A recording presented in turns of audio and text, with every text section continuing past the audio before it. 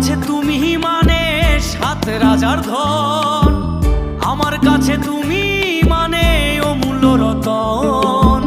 তোমার কাছে হয়তো বন্ধু আমি কিছু না, তাই তো তোমার স্বপ্নে বন্ধু আমি আসি না। আমি মানে তুমি আর তুমি মানে আমি, আমার কাছে আমার যে বন্ধু তুমি দামি।